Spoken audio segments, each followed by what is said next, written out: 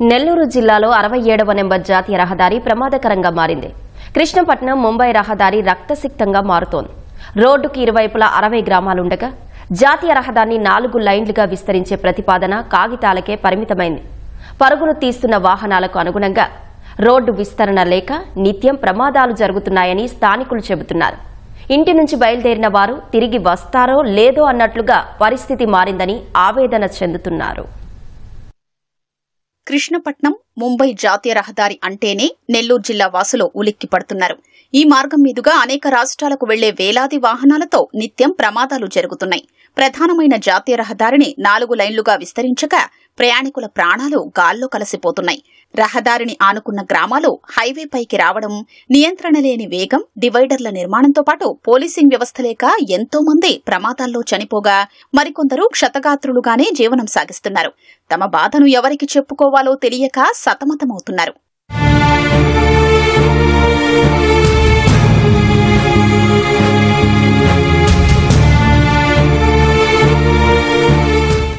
స్పాట్లోనే అమ్మ ఇదైంది, నాది పరిస్థితి అయింది సార్. ఆపరేషన్ చేయాలండి సార్, మందులు మింగి రమ్మని చెప్పిండ్రు. మళ్ళీ పోతే ఆపరేషన్ చేస్తారు. ఈ మొహమే సార్ అది సర్జరీ చేసిండ్రు. ఆమెకి మామూలు చేర్పించిన దాకా ఖర్చు అయింది సార్. మా తర్వాత ఆరోగ్యశ్రీ మీద పెట్టిండ్రు. అయినా ప్రాబ్లం లేదు సార్. ఏం చేయాలో అమ్మ దక్కించుకోలేకపోయాను.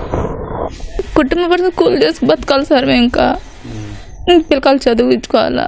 అక్కడ ఆటోలో వెళ్ళేటప్పుడు ఇలా జరిగింది. మా అమ్మ ఏమంటే స్టార్టింగ్లో కూర్చొని ఉన్నది ఆటోలో. ఫస్ట్ యాక్సిడెంట్ జరిగి అయిపోయింది. ఇల్లు లేవు ఉండడానికి, రెంట్కున్నాము. మా అన్న వాళ్ళు రెంట్కున్నారు, మేము రెంట్కున్నాం. ఇక్కడ ఏం చేస్తారు సార్, పనికి వెళ్ళాల్సిందే. ఆర్థికంగా అయితే చాలా దెబ్బతిన్నాము. మాకు భరోసా లేకుండా అయిపోయింది సార్. దెబ్బ తగిలి నెల అవుతుంది. నేను ఎప్పుడు కాలు కూడా ఉంచలేదు. నాకు ఈ విషయంగా అయిపోయింది సార్. నాకు ఏం అర్థం కావటం లేదు సార్. ముసలోళ్ళము ఏం చేసుకోవాలన్నా చేసుకొని నడవలేను. ఎప్పుడు పనికి పోతాను సార్. ఇంట్లో ఒక్కరోజు ఉండను సార్. దాన్ని దెబ్బ తగిలింది, దేనికి పనికి రాకుండా పోయినాను సార్. ఈ రహదారిపై నిత్యం అనేక వాహనాలు పరస్పరం ఢీకొని ప్రాణాలు గాల్లో కలిసిపోతున్నాయి. ప్రతి వాహనము 100 కిలోమీటర్ల వేగం తగ్గకుండా ప్రయాణించడంతో స్థానికులు ప్రమాదాల బారిన పడుతున్నారు. రహదారిపై స్పీడ్ గన్స్ మాటెలా ఉన్నా సీసీ కెమెరాలు కూడా లేవు. అధికారుల లెక్కల ప్రకారం 3 ఏళ్ల వ్యవధిలో 100కు పైగా రోడ్డు ప్రమాదాల్లో 10ల సంఖ్యలో ప్రాణాలు కోల్పోయారు. కాళ్లు చేతులు విరిగిపోయి కొందరు మంచానికే పరిమితమయ్యారు. తమను దివ్యాంగులుగా గుర్తించారని తిరుగుతున్నా ప్రయోజనం లేదని బాధితులు చెబుతున్నారు. యాక్సిడెంట్ విపరీతంగా అవుతా ఉన్నాయి. దానివల్ల చాలా మంది చాలా ఇబ్బందులు పడతా ఉన్నారు. ఏదైనా సరే ప్రభుత్వం దాని గురించి ఏదైనా చర్య తీసుకోవాలి.